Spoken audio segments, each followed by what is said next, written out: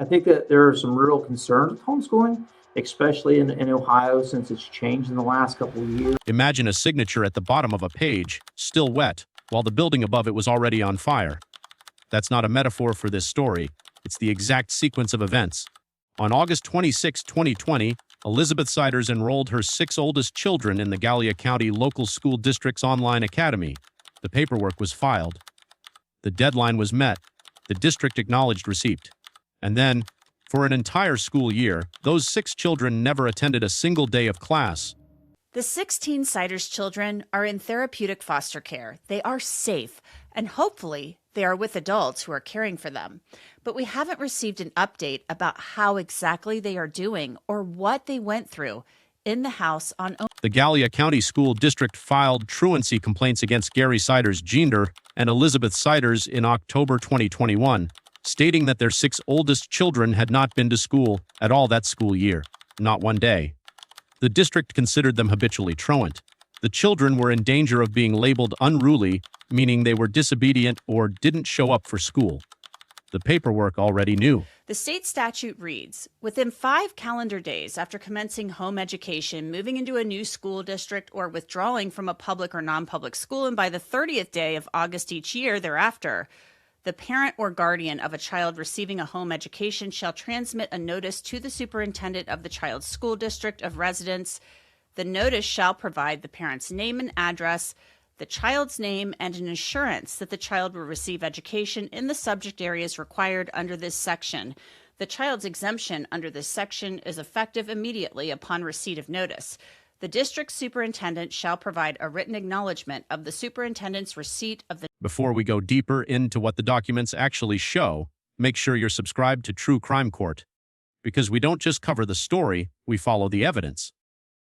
Now, the Ohio statute at the time was clear: within 5 days of commencing home education, moving into a new district, or withdrawing from public school, the parent must transmit notice to the superintendent. The notice must include the parent's name, address, the child's name, and an assurance that the child will receive education in the required subject areas. The district superintendent must provide written acknowledgement within 14 calendar days. Was the homeschooling information. This raises another question. Why did Elizabeth Ciders wait until the deadline to register her children for online school? Elizabeth Ciders met that deadline. She filed the notice. She complied with the letter of the law. But here's the question the statute doesn't answer. Why did Elizabeth wait until the deadline to register her children for online school? And where were they attending school before 2020? The paperwork already knew. Records show that Elizabeth Ciders attended Gallia County local schools when she was younger, but she withdrew in 2008 when she was 15 to take part in. Records show that Elizabeth Ciders attended Gallia County local schools when she was younger, but she withdrew in 2008 when she was 15 to take part in homeschooling. That was the same year she was married and gave birth to her first child.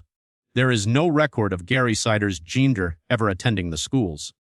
So the cycle repeated: a child pulled from the system, who then grew up to pull children from the system. He is the superintendent of the Gallia County Local School District out there in Gallia County, Ohio. This is where the Ciders children were enrolled in school.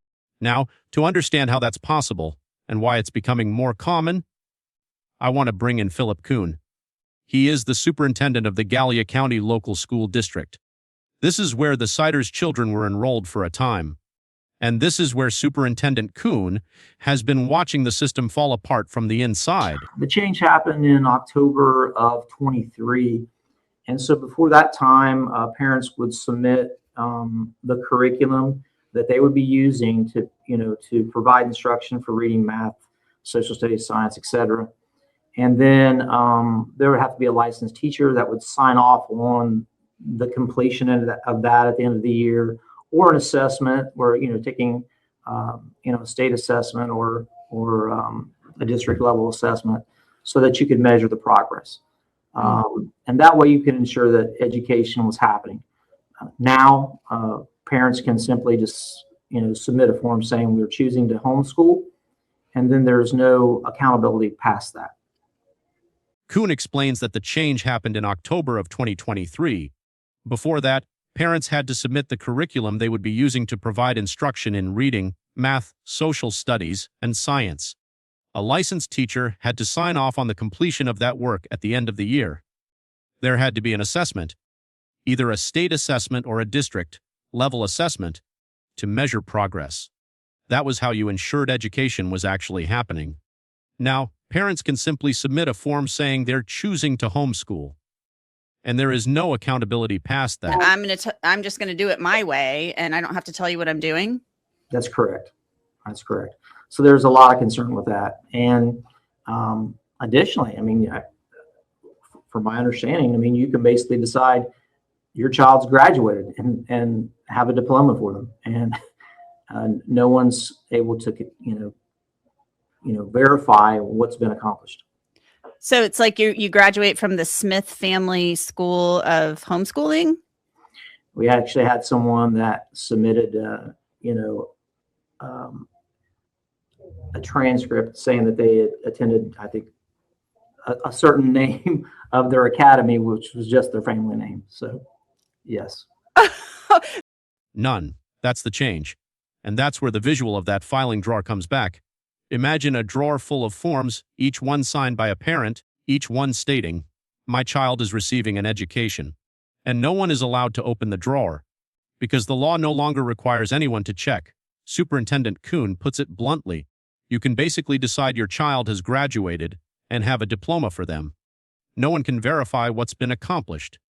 He's had someone submit a transcript saying they attended a certain academy, and the academy was just the family's last name.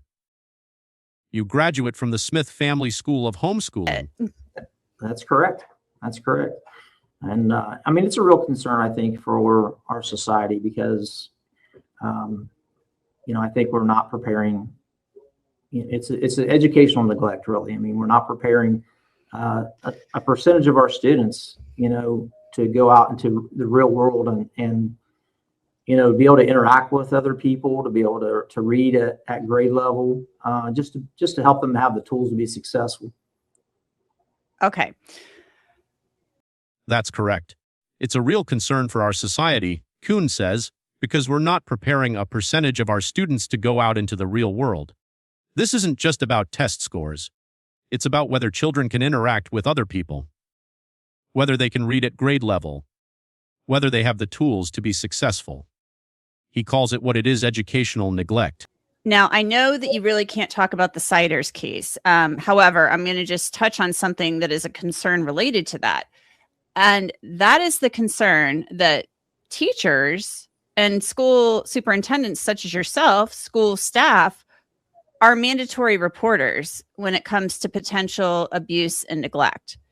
Correct. Oftentimes, when kids come from backgrounds where they don't have a lot or they're in need, sometimes kids, the only meal they get is at school. It's sad, but it's true.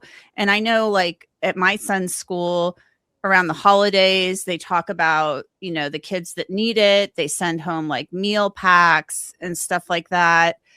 So the kids still have food. And oftentimes these schools, teachers, school staff are the first ones to spot signs of neglect and abuse. So with regard to homeschooling, talk to me about the concern with that. Now, you might be thinking, so what? Parents have the right to educate their children as they see fit. And that's true, to a point. But here's where the story shifts from a policy debate to something darker. Teachers and school staff are mandatory reporters. They are the first line of defense when a child is being abused or neglected. They are often the only adults outside the home who see the child on a regular basis. They see the bruises. They see the hunger. They hear the comments. They notice the absences. Well, like I was saying earlier, I think that, school districts, especially in rural areas such as ours, provide so much more than just an education. It is kind of that well check and making sure that kids have what they need. It's Christmas gifts at Christmas time. It's backpacks of food that go home with kids over a long weekend. It's dental care, that is provided sometimes within districts and provided within ours. Mm-hmm. so that it's really a whole child approach, I think, when kids are in our buildings, and that we can really monitor their needs and help support families, really. Not, we're not here to go against parents or anything. That, we're here to support parents and provide where there are gaps and maybe. And here is the ticking clock moment. What happens to a mandatory reporter when the child they're supposed to report on is legally invisible? Superintendent Kuhn explains that school districts, especially in rural areas, provide so much more than an education. It's Christmas gifts, it's backpacks of food that go home over long weekends, it's dental care, it's a whole child approach. When kids are in the buildings, they can monitor needs and help support families. But once a parent decides to homeschool, all of that disappears. The child is still in the community. They are still existing, but they are no longer being seen. Do you guys have a lot of habitual truants? So I'm going to go back to what's called chronic absenteeism, which is 10%, missing 10% of the year. And that's something we report to the state. So out of 180 days school year, 18 days approximately that they're missing. And we had 22% of our students that were chronically absent this past year. I think that's actually a little below the state average, if I recall correctly. 22% is actually down for us. The year before we had 26% of our kids that were chronically absent, met that definition. And so it's a real concern in Ohio, to get that number down. I think that, when you're missing that large of a percentage, you're going to struggle to keep up in school. And so, again, the ability to homeschool easily, I think, is something that people do whenever, sometimes they do that because they don't want to face the requirement of coming to school. Wow. That's wild. So you just don't even know how those kids are doing, and they're just, you have no clue what could be going on with these kids. When they're homeschooled, correct. Now, when they're still on our what I'll call on our books, they're still connected with us and not unenrolled. We are still doing what we need to do to make contact with families, have diversionary hearings for attendance, involving law enforcement or the courts, juvenile court. But once they decide to go to homeschooling, we don't have a lot of teeth at that point. We don't have. They're outside of our reach. Kuhn describes the reality bluntly. His district had 22% of students chronically absent last year, meaning they missed at least 18 days of school. That's down from 26% the year before. But the ability to homeschool easily, he says, gives parents a way to avoid the legal obligation to send their children to school. If a child is failing to show up, if the district is starting to ask questions, if there's a potential legal situation, parents can just choose to homeschool.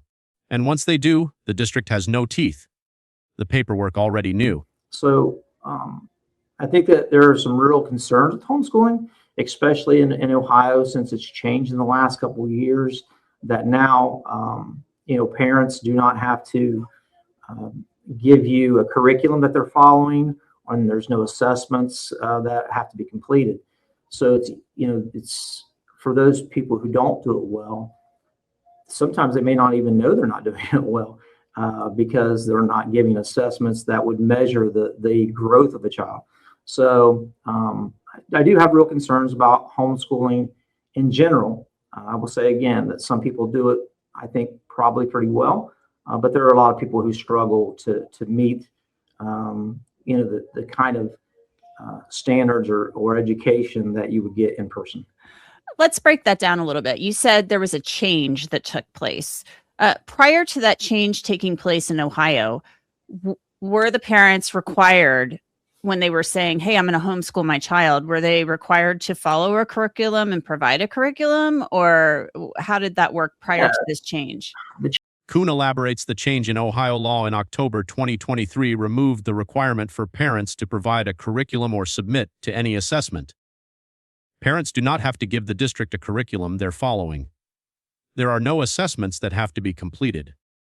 For parents who don't do it well, they may not even know they're doing it poorly because there's no measurement. There's no check. There's no standard. It's a closed loop. and closed loops are where neglect flourishes. because now there's really no accountability. And so if another piece of this, I think, is chronic absenteeism. So we're responsible for reporting when students aren't, attending. And so when there's pressure to attend and there's potential, a legal situation, then parents can just choose to go ahead and homeschool. And then that takes care of the legal obligation to send your child to school. Do you guys have a lot of habitual truants? And the numbers bear that out. Kuhn says that 284 students in his district, roughly 12 to 13% of potential students, are being homeschooled. That number has drastically increased over the last 15 years. The first year he looked at it, there were 34. Then COVID happened. Then the legislation changed. And now, when there's pressure to attend school, parents can just opt out. And the state says fine. Well, we are wishing you the best of luck with this upcoming school year and all of the kids as well and their parents. Mr. Kuhn, Philip Kuhn, thank you so much for coming on. I appreciate it. Thank you. I appreciate the opportunity to speak to you about it. It's a very important subject. Philip Kuhn, the superintendent of the Gallia County Local School District, joins us to discuss this issue. He is the person who has to look at those numbers and ask the question no one else is asking. If we don't know what's happening in those homes, who is protecting those children? The answer is no one. Because the law no longer requires anyone to check. In homeschooling, that was the same year she was married and gave birth to her first child. There's no record of Gary Ciders Jr. attending the schools. Gary Jr., Elizabeth, and Christina Ciders remain in the Southeast Ohio Regional Jail, charged with child endangering. They've all pleaded not guilty. Gary Sr. is in an undisclosed location, free on bond. Attorneys for all four Ciders family members have raised issues about their competency.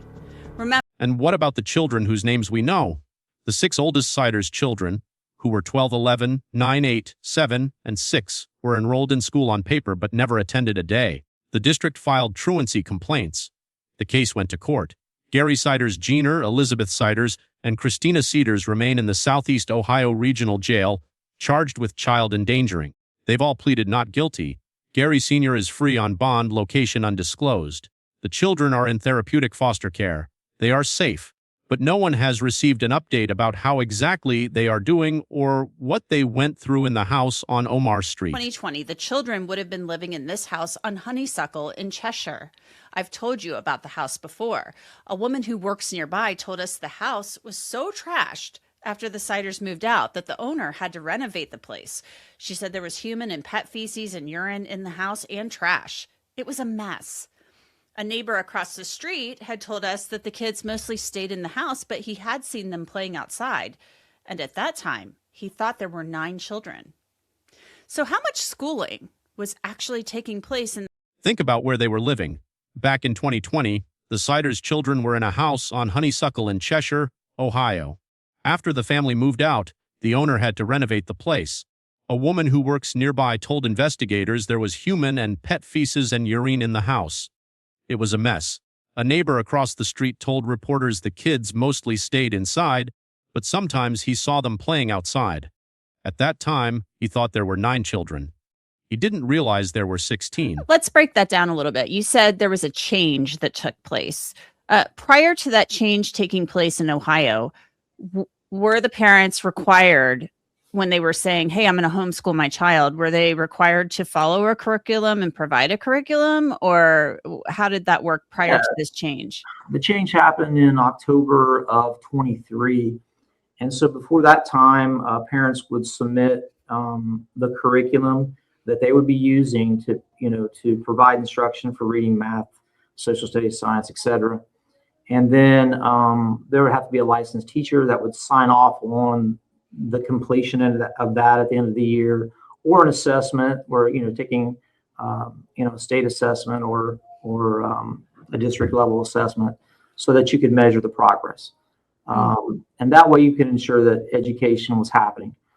Now, parents can simply just, submit a form saying we're choosing to homeschool, and then there's no accountability past that. And in that house, during the 2020-2021 school year, how much schooling was actually taking place? The district isn't telling us how often the Ciders children took part in school online. That information is protected. But what we do know is that the 6 oldest children were enrolled in Gallia County's online school, the Southern Ohio Digital Academy. Whether they were actually taking classes, taking tests, getting grades, we don't know. All we know is that Elizabeth enrolled them on August 26, 2020, and then no one checked. At that time, the oldest Ciders child was 12, the second oldest was 11, the third was 9, the fourth was 8, the fifth was 7, and the sixth child was 6. For that 2020-2021 school year, the 6 Ciders children were enrolled in Gallia County's online school. Yes, you heard me right. They were enrolled in online school. I've confirmed the children were enrolled in the district's Southern Ohio Digital Academy. Whether the children were actually taking part in classes online, taking tests, and getting grades, we don't know. So let's break down what that change actually looks like. Prior to October 2023, parents would submit their curriculum. They would have a licensed teacher sign off on completion. They would provide an assessment. There was a chain of accountability. Now, parents can just submit a form. There is no accountability after that. When the host asks Kuhn if that means a parent could create the Annette Levy School of Homeschooling and say their child has graduated, Kuhn responds, that's correct. That's correct. Their kids are not. I'm hoping that for the kids' sake, whether, in homeschooling, I agree with you, can be done right. But I'm hoping maybe that number goes down a little bit for you guys this school year. We'd love to see that because we want kids to be here. We feel like we're the best, place to get an education. And, our scores have been indicating that over the last several years. We're having some of our highest achievement that we've had in many years. And so we know this is a place that they can grow and become good readers and be able to do math at a proficient level, which is key. And so we've improved in that area, and we know that we can provide great instruction. And again, like you said, they may be able to do that within their families in that home in some cases, but the percentages of that are very low in my estimation. Mm-hmm. Kuhn says they'd love to see the homeschooling numbers go down because they want kids to be in school. They feel like they're the best place to get an education. Their scores are improving. They're having some of their highest achievement in years. They know they can provide great instruction. And Kuhn acknowledges that some families can do homeschooling well, but the percentages of that are very low in his estimation. The paperwork already knew. Remember, you can read the entire case file about the Ciders case on our app, Law and Crime Plus. Download it and check it out. And that's it for this episode of Crime. If you want to see the full case file about the Ciders family, you can read it on the Law and Crime Plus app. And here's the question we leave you with. The Ohio Department of Education holds records for every homeschooled child in the state. They know how many. They know who the parents are. They know the addresses, but they no longer require any proof of education. So what exactly do they know? And what are they choosing not to find out? Comment below. And if you want to follow this story as it unfolds, like this video, share it, subscribe to True Crime Court, and turn on notifications. Because we don't just cover the story, we follow the evidence.